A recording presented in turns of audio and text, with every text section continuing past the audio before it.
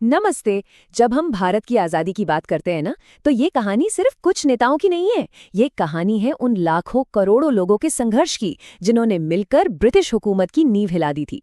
इस लंबे सफर में 5 ऐसे बड़े जन आंदोलन हुए जो मील का पत्थर साबित हुए। तो चलिए आज उन्हीं पर एक नजर डालते हैं और समझते हैं कि कैसे उन्होंने आज़ादी का रास्ता तैयार किया। तो सवाल ये है कि वो कौन से आंदोलन थे जो आज़ादी की लड़ाई में मील का पत्थर बन गए।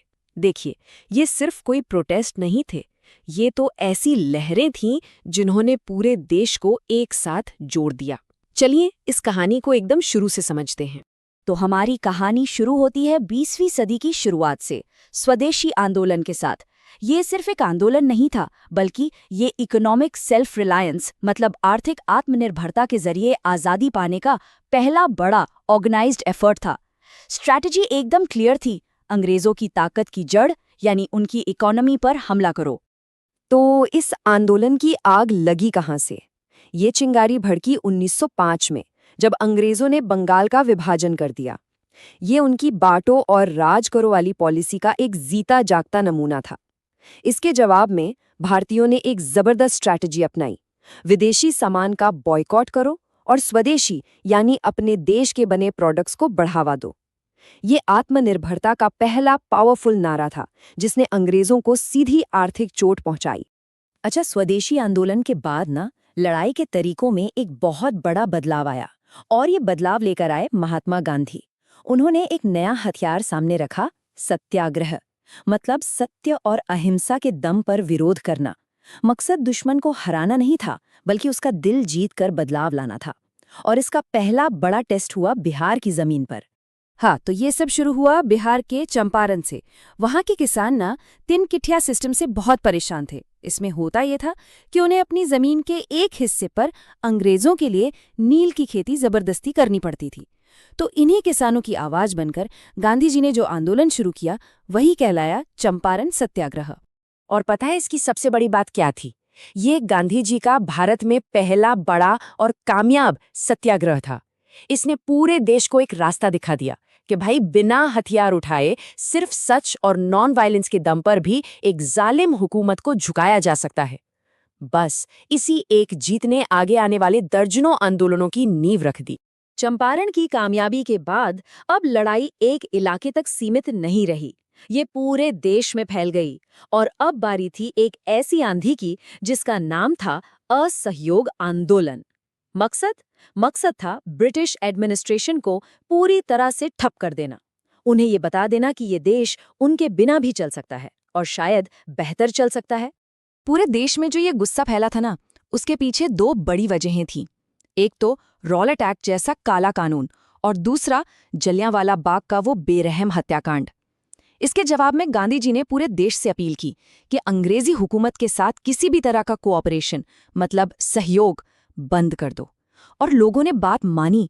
सरकारी नौकरियां छोड़ी, बच्चों ने स्कूल जाना बंद कर दिया, वकीलों ने अदालतें छोड़ दी। क्या गजब की एकता थी वो। लेकिन ये आंदोलन जब अपने पीक पर था, तभी चौरी चौरा में एक हिंसक घटना हो गई। और क्योंकि गांधी जी अहिंसा के सिद्धांत को सबसे ऊपर मानते थे, उन्होंने फौरन इस आंदोलन को वापस ले लिया। ये चीज दिखाती है कि उनके लिए अपने सिद्धांत कितने ज्यादा मायने रखते थे। तो एक बार पीछे मुड़कर देखते हैं। 1905 में स्वदेशी से आर्थिक चोट दी। 1917 में चंपारण में अहिंसा का पहला सफल प्रयोग हुआ, और 1920 तक पूरा देश एक साथ असहयोग के लिए खड़ा हो गया। मतलब संघर्ष हर कदम पर और तेज होता जा रहा था, और अब लड़ाई अगले लेवल पर जाने के लिए तैयार थी। तो असहयोग से एक कदम आगे बढ़कर अब बारी थी सविनय अवज्ञा की, मतलब सिविल डिसोबीडियंस, यानी बहुत विनम्रता से अंग्रेजों के कानून को तोड़ना। और इसके लिए गांधी जी ने एक ऐसी चीज चुनी जो हर भारतीय के घर में होती है, नमक। एक ऐसी स्ट्रैटेजी जो दुनिया ने इससे पहले कभी नहीं देखी थी। देखिए, उस जमाने में ब्रिटिश सरकार ने नमक बनाने और बेचने पर बहुत ज्यादा टैक्स लगा रखा था, और किसी भी भारतीय को नमक बनाने की इजाजत नहीं थी। गांधी जी ने इसी गलत कानून को तोड़ने का फैसला किया। ये एक जीनियस मूव था। कैसे एक आम सी दिखने वाली चीज को आजादी का सिंबल बनाकर एक पूरे एम्पायर को कटघरे में खड़ा कर दिया गया। और इस आंदोलन की शुरुआत हुई उस ऐतिहासिक दांडी मार्च से। गांधी जी अपने साथियों के साथ साबरमती आश्रम से पैदल चले और दांडी के समुद्र तट पर पहुंचे और वहां बस मुट्ठी भर नमक उठाकर उन्होंने ब्रिटिश साम्राज्य को सीधी चुनौती दे दी। उनके इस एक कदम ने मानो पूरे देश में अवज्ञा की आग सी लगा दी। चलिए अब आते हैं स्वतंत्रता संग्राम के आखिरी और सबसे जोरदार प्रहार पर। 1942 आते आते अब बात सिर्फ कुछ सुधारों या अधिकारों की नहीं रह गई थी। अब तो बस एक ही मांग थी, पूर्ण आज़ादी। और यहीं से एक ही नारा गूंजा, भारत छोड़ो। ये आज़ादी की लड़ाई का फाइनल और सबसे बड़ा मास मूवमेंट था। इसने अंग्रेजी हुकूमत को एकदम साफ साफ मैसेज दे दिया कि भाई अब तुम्हारा शासन भारत पर नहीं चल सकता। ये एक डू और डाई, अब या कभी नहीं वाली सिचुएशन थी, एक निर्णायक लड़ाई। इसी आंदोलन में गांधी जी ने देश को वो शक्तिशाली मंत्र दिया, करो या मरो। इसका मतलब बिल्कुल साफ था, या तो भारत को आज़ाद कराओ या फिर इस कोशिश में अपनी जान दे दो। अब गुलामी की कोई गुंजाइश नहीं थी। इस एक नारे ने हर भारतीय के दिल में जोश भर दिया था। अच्छा, इन 5 बड़े आंदोलनों के साथ साथ ना कुछ और भी इम्पोर्टेंट कोशिशें हुई, जैसे 1919 का खिलाफत आंदोलन जिसने हिंदू मुस्लिम एकता को एक नई ताकत दी, और 1916 का होम रूल आंदोलन जिसमें सेल्फ रूल यानी स्वशासन की मांग जोर शोर से उठाई गई। इन सब ने भी आज़ादी की लड़ाई में अपना अपना जरूरी योगदान दिया। तो स्वदेशी से लेकर भारत छोड़ो तक हर एक आंदोलन ने हमें कुछ ना कुछ सिखाया। एकता की ताकत क्या होती है, अहिंसा में कितना बल है, और जब आम लोग एक साथ खड़े हो जाते हैं तो क्या हो सकता है।